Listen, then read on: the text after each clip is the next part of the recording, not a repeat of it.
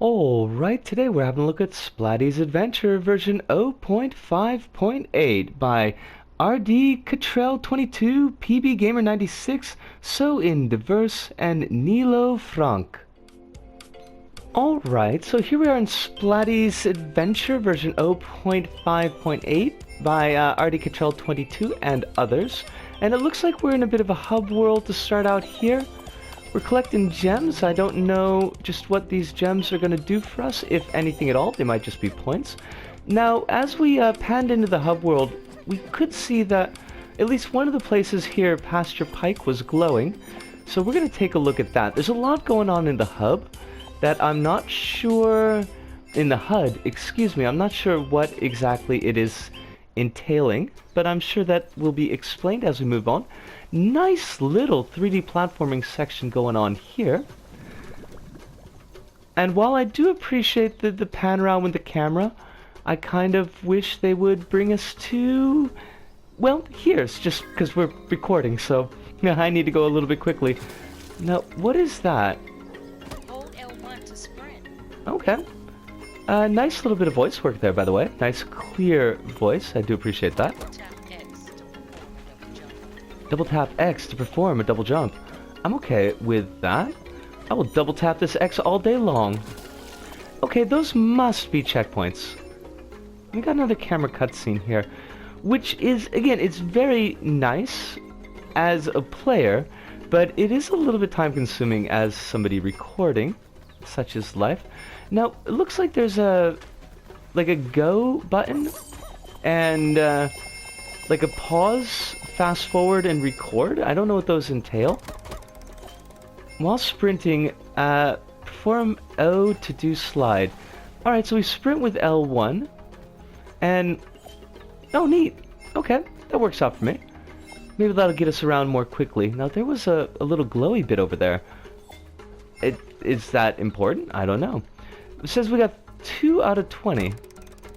Hold L1 to perform vertical wall run on any flat surface. Nah. I mean, I appreciate the technique. I think the animation could be a little bit improved on that, but that's okay. Now, as the title page mentions, it is early access, so this might be better animated. Try jumping into a vertical wall run. I gotcha. There may be better animations that will come along in the future. Jumping into a vertical wall run. Did that help us? I don't know if it did. Yeah. What just happened there? Are we... eh? There we go. Okay. That was a little bit tricky. The camera angle could have been just a touch better there, but it just might be me. Nice. You can air dash by pressing L1 in midair. Interesting. Thank you, Spooky Voice. I appreciate you letting us know that. I imagine that those blue triangles, which are actually diamonds, are probably going to be some kind of secret, but I could not say for certain. Perhaps we need a key for that. Now, clipping through the ground with the camera is a little bit of a no-no. Although not an uncommon no-no as far as these things go. Now, I would have... it looks like that's a hill to run up, but it's just, I guess, some painted grass. And for the most part... what was going on there? Hold on. I'm mostly liking the environment. I think it's relatively... decent enough. We do remember we've got the air dash. That's perhaps going to be important. Now, can we like jump into an air dash? And the camera's kind of freaking out sometimes on me. I could do without the freakiness of the camera. I'm just saying. A nice little animation on those cloud dust bursts, by the way. That is pretty slick. That is pretty cool. Now, can I remember how to... no. What was... I guess we made it. What was the sprint? Oh, tap the O. Gotcha. A lot to remember here. And not stuff that seems to be coming up That was bad. In a very, not a step-by-step format, I suppose would be the best way to put it. It's kind of like getting all our abilities thrown at us at the same time. Now, where... What? Ah, crumbs! We're gonna have to talk about this back up, but we'll see you there. See yas! And we're back, and Splatty's Adventure version 0.5.8 by RD Cottrell 22, PB Gamer 96, I'm reading off the list here, Nilo Frank, and So in Diverse. Now, that's a lot of creators, and I'm wondering how Dreams handles like collaborators vis-a-vis main creator. Why one creator is considered a collaborator, one is considered a main creator. But Betsy, the point here, I'd say that it's a pretty solid yellow square as it is now. There are definitely some things that I think could be polished up a little bit, but for the main gaming experience, for something that is, as said, in early access at the moment, I think there's a lot of good in this level, and I think there's a lot that can be expanded on in the level, in the creation, to make it a more complete experience. Now, as we saw in the video, you start off in kind of a hub world. There's one main completed world that you can get to. I wrote down the name, and now Pasture Pike. Yes, there you go. Pasture Pike is the main world that you can kind of jump into. There are a couple of other worlds that we can see that are currently locked off, and there are two what's called test worlds that are in the floorboards of the room that are a little bit easy to miss the first time through, but I was swinging through for the pips, and I noticed, I want to check those out, and we'll talk about those in a minute. But since Pasture Pike, excuse me, is the primary finished world, and we'll be kind of focusing on that, and basically it's your starting collectathon 3D platform world. It introduces you to the different things that your character can do, to the different types of collectibles that are available in the environment, even though I didn't quite always understand what was going on with those. For example, in the HUD that we could see, and in the upper left corner, you've got those paint jars, and they were filling up over time. I think that was connected to the crystals that we were picking up, but I'm not entirely certain. Now, at the end of the worlds, there is kind of a results screen that tells you different bonuses that you got, and I got a bonus for main paint can completion. I guess we finished that paint can. Maybe if we collected more crystals, we could have finished the entire thing. But now, in that Pasture Pike area, and I do feel like the introduction of the abilities, there's a lot that you're learning all at once, and there's not like really a lot of scaffolding for those.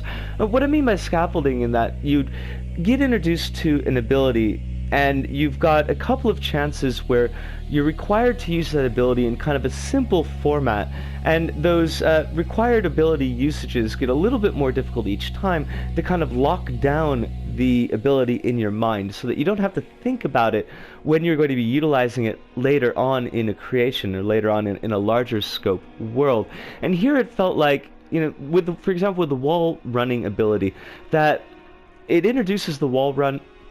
You do the wall run, and then you don't really need to use it again for a while, and it's kind of easy to kind of just drift out of your mind. Oh yeah, that's right, I can do the wall run. So if this were, say, like not a creation in Dreams, but in a, its own game, I would expect a level that was almost entirely focused on utilizing the wall run, maybe in conjunction with abilities that were learned earlier on in the game, so that you're really, really drilling down into that new ability, and that it's locked down, so that when you get to, for example, the final stage, and you've got to use all your abilities at once, you've got them all on hand. You remember how they all work. So that scaffolding felt to be missing in Pasture Pike. I noticed that as well. There's a wall jump, a bounce wall to wall to get up a crevasse, and that's like the only place that you use it.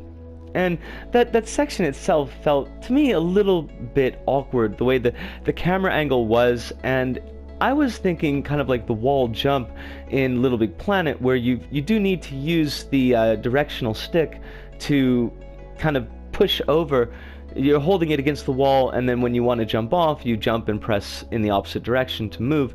Here, you just jump to the wall and then tap X again immediately after you pass that wall, or after you touch the wall, and it'll bounce up on its own. You don't have to worry about setting your angles. So that was a little bit for me to wrap my head around, although to be honest, if I had just followed the instructions as provided by the game, it probably would have been a lot easier. So we're moving through the pasture pike area.